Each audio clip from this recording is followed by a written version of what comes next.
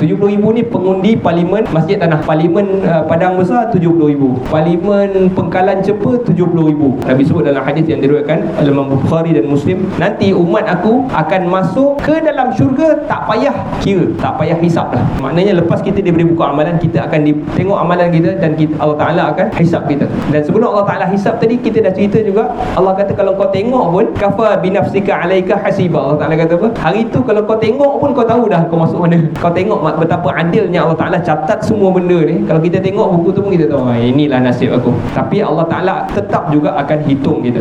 Nak tunjuk adilnya Allah Subhanahu Wa Ta'ala. Tapi ada golongan yang tidak dihisap. Berapa ramai tuan-tuan? 70,000. Nabi kata akan masuk umat aku ke dalam syurga seramai 70,000 orang. Lalu sahabat yang dengar hadis ni dia kata, manhum ya Rasulullah? Siapa dia orang ni? 70,000 ni. Lalu Nabi kata apa? Humul ladzina la yastarqun. Mereka adalah orang-orang yang tak minta orang ruqyah dia. Suruh dok ustaz ni baca doa sikit, ustaz ni sakit anak ni kan. Tapi panjang perbahasan hadis ni. Ruqyah maksud dia adakah ruqyah yang jahili ke, ruqyah yang baca mentera-mentera ke kan. Tapi tak apa, kita tengok nanti kita cuba faham maksud dia. Wala yatatayyarun, dan tidak menilik nasib. Tilik nasib ni pun memang amalan yang salah dalam agama ni.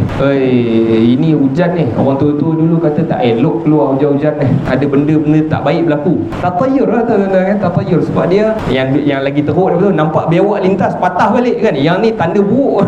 Kalau masyarakat Arab dulu dia akan lepaskan burung. Kalau burung tu pergi kanan, hari ni boleh keluar. Kalau dia pergi, ini jangan keluar. Wala yaktawun, dan orang yang tidak minta orang tempa besi dekat luka dia.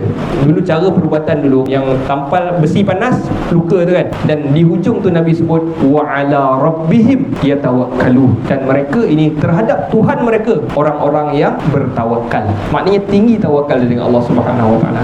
Demam sikit, apalah, Allah Taala nak uji aku kan. Dia bukan macam gelapah sungguh, ini apa ni, covid virus ke apa ni, pergi jumpa cepat kan. Dia tak tinggi tawakal dia. Itu okey lagi, jumpa doktor okey lagi, jumpa bomoh terus kan. Jumpa bomoh, ini saya rasa hantu raya ni kan. Yang ni lagi lah tak masuk dalam 70,000 tu. 70,000 ni ramai ke tuan-tuan? Sikit tuan-tuan.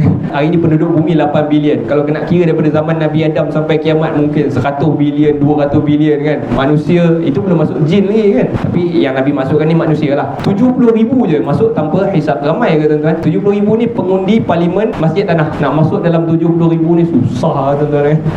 Susah 70,000, sikit sangat ni. Ada satu berita baik. Berita baik dia apa?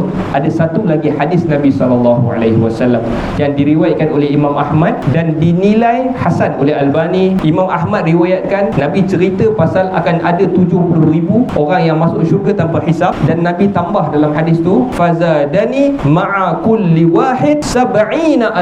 Allah Ta'ala bagi kepada Nabi ni 70,000 umat dia memang masuk syurga kan. Maksudnya free access, tak payah kira-kira dah dia orang ni terus masuk kan. Nabi kata lalu Allah Ta'ala tambahkan kepada aku, setiap seorang daripada 70,000 tu akan ada lagi 70,000 yang ikut dia. 70,000 tu tadi, setiap seorang tu akan ada 70,000 yang juga akan masuk syurga bersama dia. So orang yang pertama 70,000 akan follow dia, orang yang kedua 70,000 akan follow dia. So maksudnya lebih kurang, maksud dia 70,000 orang kali 70,000 orang yang akan masuk syurga tanpa hisab ni. 70,000 kali 70,000 berapa tuan-tuan? 4.9 bilion 4.9 bilion orang yang akan masuk ke dalam syurga tanpa hisab. Ramai. Kalau 4.9 bilion kita rasa yang ni insya-Allah aku ada chance. Kan betul. Jadi yang ni memberi kita harapan. Tapi jaga-jaga dengan tiga benda tu tadilah. Yastarqun, yatatayyarun kan. Dan last kali wa ala rabbihim yatawakkalun. Tuan-tuan ingat itu lah, wa ala rabbihim yatawakkalun. Tinggi tawakal dia dengan Allah Subhanahu Wa Taala.